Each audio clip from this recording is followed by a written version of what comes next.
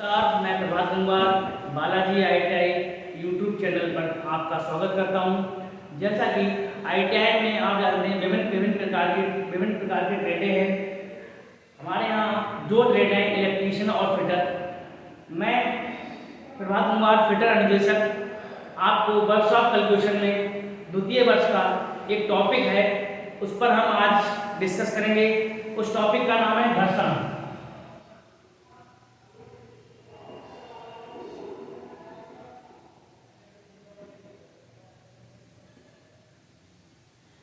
घर्षण के बारे में हम समझ लें। घर्षण किसे कहते हैं? घर्षण का एक फॉर्मूला होता है F बराबर म्यू आर।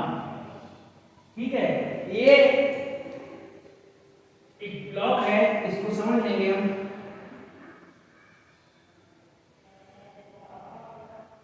या कोई लकड़ी का टुकड़ा है, जब इसे कोई भी अगर फोर्स लगाते हैं, F फोर्स हमने लगाया है, F बल लगाया है यहाँ से, तो इधर से जो न्यूटन का तीसरा नियम है यहाँ पर हल्का सा वो भी लागू होता है।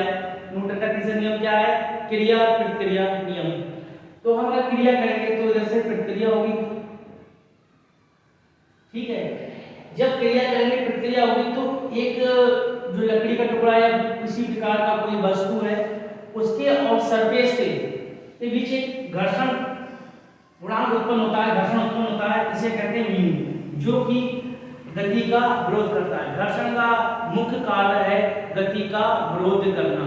ठीक है, इसी प्रकार जिसकी डायरेक्शन इसके विपरीत है बल्कि, तो ये F बराबर म्यू आर, म्यू ऐड हो जाएगा इस डायरेक्शन में इसके साथ में, और F बराबर म्यू आर आएगा। म्यू क्या है यहाँ पर? जो आपका है घर्षण गुणांक, ये म्यू है घर्षण गुणांक। ठीक है, इसी प्रकार हम आगे चलते हैं। इसके जो प्रकार है, घर्षण के प्रकार हैं।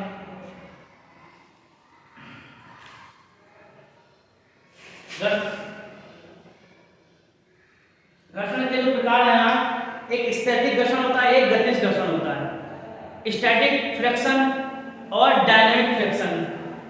तो स्टैटिक घर्षण जो होता है, स्थिति के कारण जो उसमें घर्षण उत्पन्न हो उसे स्टैटिक घर्षण कहते हैं, स्टैटिक फोर्स फ्रिक्शन कहते हैं। और डायनामिक फ्रिक्शन मतलब गतिज घर्षण वो कहते हैं जिसमें गति के कारण घर्षण उत्पन्न हो।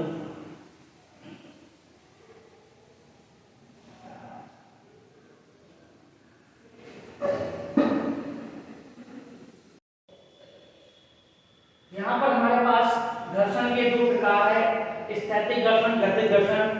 ठीक है, इनके बाद ये दो घर्षण के प्रकार हैं। स्टैटिक घर्षण क्या है? जैसा कि अभी हमने आपको बताया, जब कोई स्थिर वस्तु है उस पर कोई बल आरोपित करता है लेकिन वो गतिमान ना हो, तो उस बल और सरफेस के बीच जो घर्षण उत्पन्न होता है उसे स्टैटिक घर्षण कहते हैं, स्टैटिक फ्रिक्शन कहते हैं।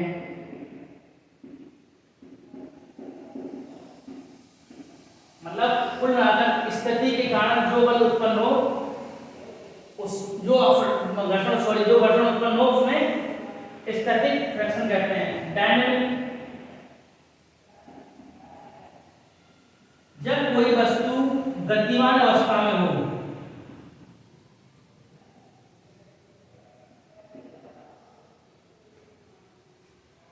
गतिमान अवस्था में हो, तो उस बल और ये गतिमान अवस्था में है तो इसके बीच में जो घर्षण उत्पन्न होता है, यहाँ पर जो घर्षण उत्पन्न होता है वो गतिज घर्षण कहलाता है।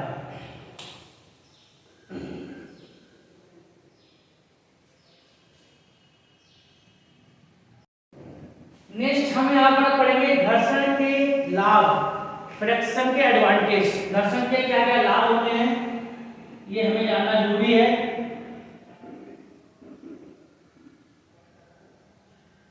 घर्षण के ही कारण हम किसी वस्तु को पकड़ सकते हैं, ग्रिपिंग जिसे कहते हैं, या हम चल सकते हैं। ये घर्षण के होने के कारण ही है। किसी दीवार में अगर किसी चीज कोई कील है, अगर दीवार में हम ठोक रहे हैं तो वो घर्षण के कारण ही उसमें फिक्स हो पाएगी। इसी प्रकार हम किसी भी इंक्लाइंड प्लेस पे जाते हैं या फिर शायद उस पे झुकाव वाले तल पे आते हैं, जहाँ झुकाव होता है वहाँ घर्षण के ही कारण हम उस पर चढ़ सकते हैं। ये घर्षण के कुछ लाभ हैं, जैसे गति, कुछ घर्षण के लाभ जो गति घर्षण के हैं, बाइक या फोर व्हीलर जो जितने व्हीकल्स हैं उनके जो ब्रेक लग रहे हैं तो उनके टायर और जो सरफेस है, जैसे हम जिसे कहते हैं रोड वगैरह, जिस पे भी अगर आपका व्हीकल चल रहा हो तो उन टायरों के, उन व्हीलों के और सरफेस जो रोड है उनके बीच में घर्षण उत्पन्न होता है, तभी ब्रेक लग पाते हैं और गाड़ी रुक पाती है। तो घर्षण के कारण ही ये संभव है। तो ये है जो हमारे इसमें कुछ घर्षण लाभ, अनेक घर्षण के लाभ हैं जिसके कारण वर्किंग चल रही है। अगर घर्षण उत्पन्न हो, हम किसी मेटल में अगर होल कर रहे हैं तो घर्षण के कारण ही होल, ड्रिल मशीन अगर किसी मेटल में होल कर रही है तो घर्षण होने के कारण होल, अगर घर्षण नहीं होगा तो होल होने की संभावना बिल्कुल कम हो जाएगी। ये है घर्षण के लाभ।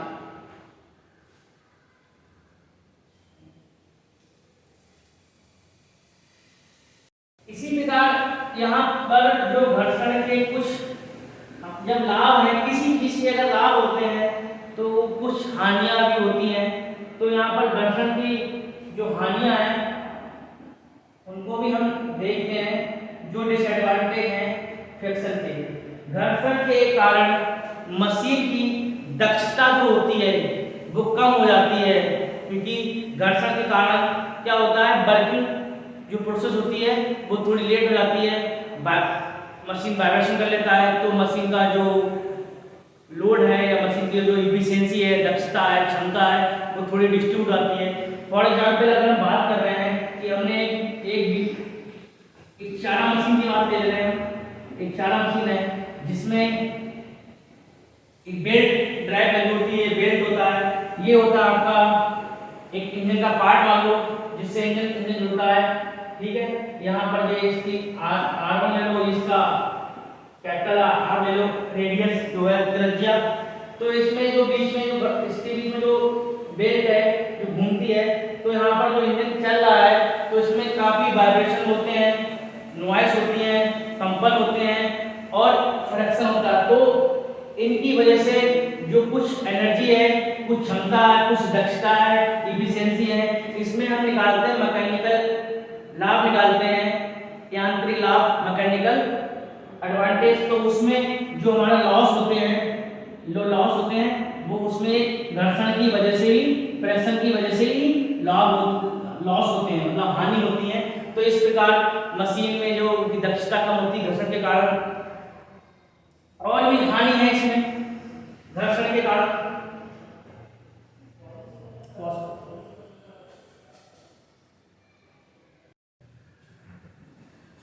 मशीन में और भी लॉसेस होते हैं जो कि घर्षण के हानियां हैं, मतलब कार करने में जब घर्षण होगा तो कार थोड़ा डिले हो जाएगा, कार करने में टाइम लगता है, और जो हमारी कॉस्ट है वो बढ़ जाती है, वर्किंग कॉस्ट, लागत बढ़ जाती है। ये इस प्रकार की जो हमारे यहाँ पर है घर्षण की हानियां हैं।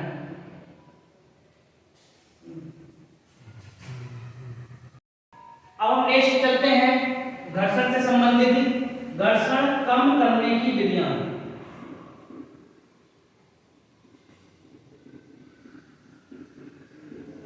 मेथड ऑफ रिड्यूसिंग फ्रिक्शन, हम घर्षण कैसे किस प्रकार से हम घर्षण को कम कर सकते हैं जिससे कि हमारा जो लॉसेस हो वो बच जाए, मशीनी लॉसेस हो जाए वो बच जाए। तो घर्षण को हम किस प्रकार से कम कर सकते हैं? सर्वप्रथम हम जानते हैं कि घर्षण की जो 3 अवस्थाओं में घर्षण पाए जाते हैं, ठीक है।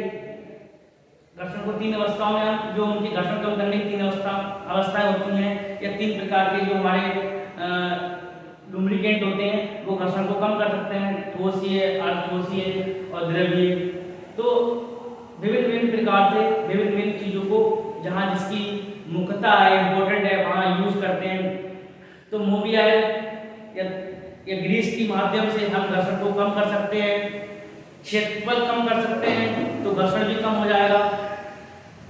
हम किसी बैरिंग, रोलर बैरिंग या सिलेंडर बैरिंग का यूज करके हम किसी चीज को ट्रांसफर करने में आसानी से कम लोड लगाकर हम उसको ट्रांसफर कर सकते हैं रोलर की मदद से। तो रोलर की मदद से जो बेरिंग होते हैं, रोलर होते हैं, उनकी मदद से घर्षण कम हो जाता है। जो व्हील होते हैं, पहिए होते हैं, उनकी वजह से भी घर्षण कम आता है। तो ये है घर्षण कम करने की विधियां हैं। इसमें मुख्य विधि आती है, क्या कहते हैं, मोबियाल का यूज कर लें, ग्रीस का यूज कर लें, या ट्रांसफर कर, कोई भी चीज ट्रांसफर करनी है तो उसमें हम बेरिंग का या कुछ रोटेशन करनी है तो बेरिंग का यूज कर लें। इसमें दो प्रकार के बेरिंग मुख्यतः यूज करे जाते हैं, जिसमें रोलर बेरिंग होता है, बॉल बेरिंग होता है। और व्हील की वजह से ही जो पहिए होते हैं उनकी वजह से घर्षण कम हो जाता है। ये हमारे यहाँ घर्षण कम करने की विधियां हैं।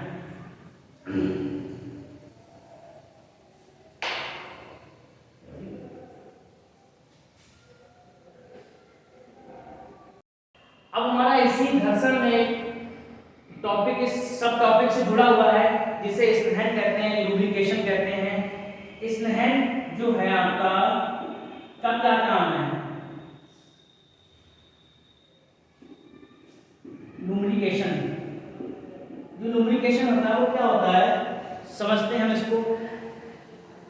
जैसे कि हम अगर हम किसी इंजन की बात कर लें, इंजन में हमारा काफ़ी गियर सिस्टम, पिस्टन वगैरह बहुत सारे जो पार्ट्स होते हैं कनेक्टेड होते हैं, जिनकी वजह से उनकी पावर ट्रांसफर होती है तो चलते हैं। तो उनके बीच में लगातार रोटेशन होता है, और रोटेशन होगा तो उनके जो पार्ट्स होते हैं वो हीटअप करेंगे। कोई भी हम अगर बात करें इसकी, अगर हम इसको अगर ऐसे रफ कर रहे हैं अपने आपस में, तब भी हमारा जो हाथ है वो गर्म पड़ रहे हैं। इसी प्रकार जो मेटल आपस में रोटेशन करेंगे, डिस्कनेक्ट, कनेक्ट होंगे, डिस्कनेक्ट होंगे, कनेक्ट, फिर अनेक कई 4-5 गियर होंगे, फिर कनेक्ट होंगे, फिर डिस्कनेक्ट होंगे। तो उनके बीच में हीटअप होगा, ऊष्मा उत्पन्न होगी। इस ऊष्मा उत्पन्न से क्या होता है, हमारे जो पार्ट्स होते हैं उनमें हानियाँ होती हैं। और घर्षण के फिर जो कनेक्टिंग डिस्कनेक्ट होगा तो उनके बीच में घर्षण होगा। जब घर्षण होगा तो उनके बीच में जब घर्षण होगा तो आप देखिए जो पार्ट्स होते हैं वो घिसेंगे, उनके छोटे छोटे मॉलिक्यूल होते हैं वो टूट जाएंगे। तो इस वजह से हमारे काफ़ी ज़्यादा पार्ट्स में हानि होगा। और इन हानि को बचाने के लिए लुब्रिकेशन का इस्तेमाल किया जाता है। जो लुब्रिकेशन होते हैं वो कई प्रकार के होते हैं। मुख्यतः हम 3 प्रकार के लुब्रिकेशन आप पढ़ेंगे, द्रवीय, अर्धठोसीय, ठोसीय।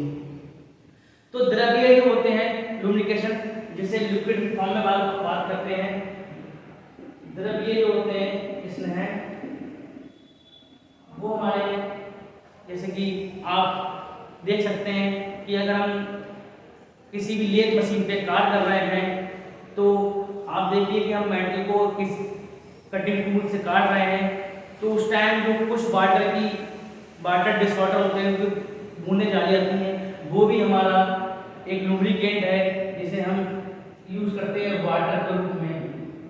वाटर के रूप में हम कब यूज करते हैं, जैसे लेथ मशीन में हम किसी भी मेटल को काट रहे हैं कटिंग टूल से, तो उसमें जो लुब्रिकेंट का इस्तेमाल होता है वो वाटर से हो जाता है। इसी प्रकार ये तो आउटलेट था, मतलब बाहरी स्तर में आप लुब्रिकेंट का इस्तेमाल कर सकते हैं। इसी प्रकार से इंटरनल यूज, जैसे हम इंजन की बात कर रहे हैं तो वहाँ पर सिंथेटिक ऑयल होते हैं, मोबियाल होते हैं, ठीक है, कई प्रकार के ऑयल होते हैं जिनकी अच्छी खासी विस्कोसिटी होती है, तो वो हमारा इनके पार्ट्स को बचाने में इस्तेमाल करता है। सिंथेटिक्स ऑयल होते हैं, हम कई जगह जो ज़्यादा हाईटेक होते हैं तो उसमें अच्छे यूज कर लेते हैं ऑयल को, वरना कई प्रकार के आपके मोबियाल उपस्थित है मार्केट में। इसी प्रकार इसमें जो और होते हैं, क्या कहते हैं, इसमें ब्रेक ऑयल हो गया है, हाइड्रोलिक ऑयल हो गए हैं, ये सब क्या करते हैं, घर्षण को कम करते हैं, घर्षण को कम करेंगे और अपने पार्ट्स को बचाएंगे।